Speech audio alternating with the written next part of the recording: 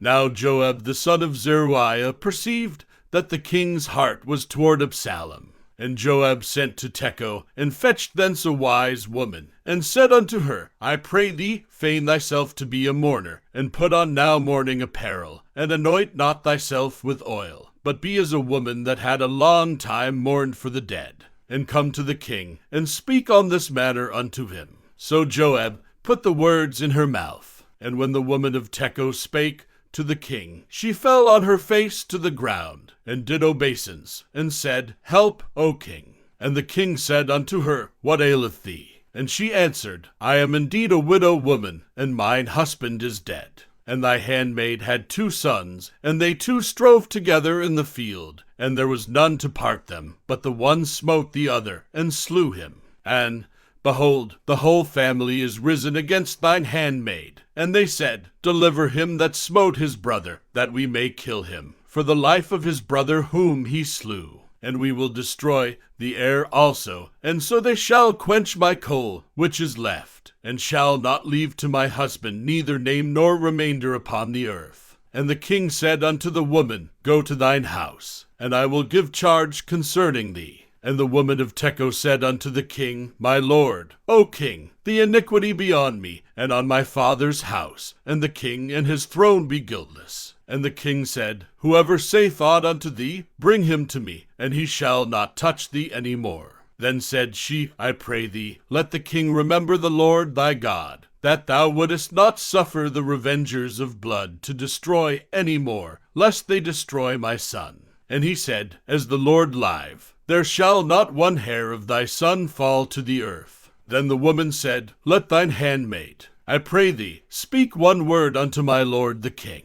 And he said, Say on. And the woman said, Wherefore then hast thou thought such a thing against the people of God? For the king doth speak this thing as one which is faulty, and that the king doth not fetch home again his banished. For we must needs die, and are as water spilt on the ground, which cannot be gathered up again. Neither doth God respect any person, yet doth he devise means, that his banished be not expelled from him. Now therefore, that I am come to speak of this thing unto my lord the king, it is because the people have made me afraid. And thy handmaid said, I will now speak unto the king. It may be that the king will perform the request of his handmaid. For the king will hear, to deliver his handmaid out of the hand of the man that would destroy me and my son together out of the inheritance of God. Then thine handmaid said, The word of my lord the king shall now be comfortable, for as an angel of God, so is my lord the king to discern good and bad. Therefore the Lord thy God will be with thee. Then the king answered,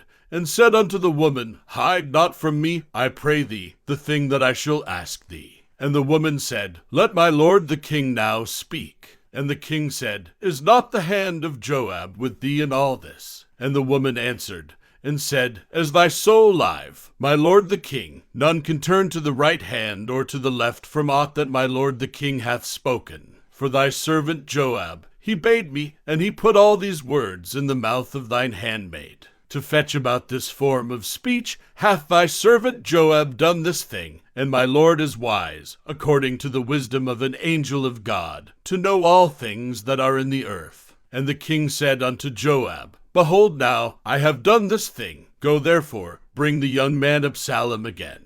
And Joab fell to the ground on his face, and bowed himself, and thanked the king. And Joab said, Today thy servant knoweth that I have found grace in thy sight, my lord, O king, in that the king hath fulfilled the request of his servant. So Joab arose, and went to Jeshurun, and brought Absalom to Jerusalem. And the king said, Let him turn to his own house, and let him not see my face. So Absalom returned to his own house, and saw not the king's face. But in all Israel there was none to be so much praised as Absalom for his beauty. From the sole of his foot even to the crown of his head there was no blemish in him.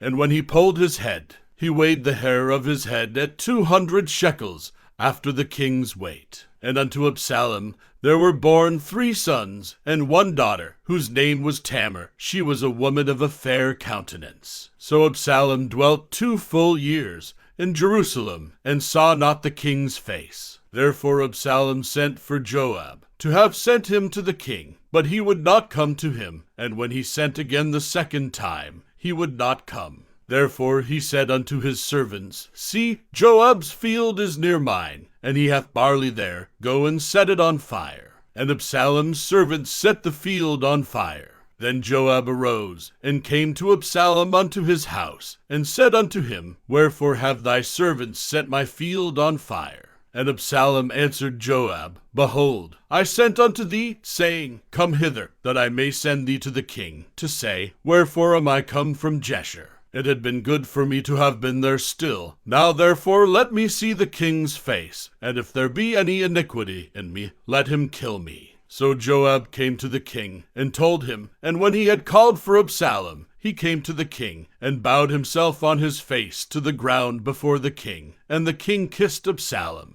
And it came to pass after this, that Absalom prepared him chariots, and horses, and 50 men to run before him. And Absalom rose up early, and stood beside the way of the gate. And it was so, that when any man that had a controversy came to the king for judgment, that Absalom called unto him, and said, Of what city art thou? And he said, Thy servant is of one of the tribes of Israel. And Absalom said unto him, See, thy matters are good and right, but there is no man deputed of the king to hear thee. Absalom said moreover, O that I were made judge in the land, that every man which hath any suit or cause might come unto me, and I would do him justice. And it was so, that when any man came nigh to him to do him obeisance, he put forth his hand, and took him, and kissed him. And on this manner did Absalom to all Israel that came to the king for judgment. So Absalom stole the hearts of the men of Israel. And it came to pass after 40 years, that Absalom said unto the king, I pray thee, let me go and pay my vow, which I have vowed unto the Lord, in Hebron.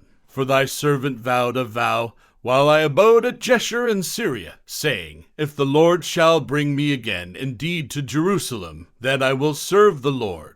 And the king said unto him, Go in peace. So he arose, and went to Hebron. But Absalom sent spies throughout all the tribes of Israel, saying, As soon as ye hear the sound of the trumpet, then ye shall say, Absalom reigneth in Hebron. And with Absalom went 200 men out of Jerusalem that were called, and they went in their simplicity, and they knew not anything. And Absalom sent for Ahithophel the Gilonite, David's counselor, from his city, even from Gilo, while he offered sacrifices. And the conspiracy was strong, for the people increased continually with Absalom. And there came a messenger to David, saying, The hearts of the men of Israel are after Absalom. And David said unto all his servants that were with him at Jerusalem, Arise, and let us flee. For we shall not else escape from Absalom. Make speed to depart, lest he overtake us suddenly, and bring evil upon us, and smite the city with the edge of the sword. And the king's servants said unto the king, Behold, thy servants are ready to do whatsoever my lord the king shall appoint. And the king went forth, and all his household after him. And the king left 10 women, which were concubines, to keep the house. And the king went forth, and all the people after him, and tarried in a place that was far off. And all his servants passed on beside him, and all the Cherethites, and all the Pelethites, and all the Gittites, 600 men which came after him from Gath, passed on before the king. Then said the king to Ittai the Gittite, Wherefore goest thou also with us? Return to thy place, and abide with the king, for thou art a stranger, and also an exile, whereas thou camest.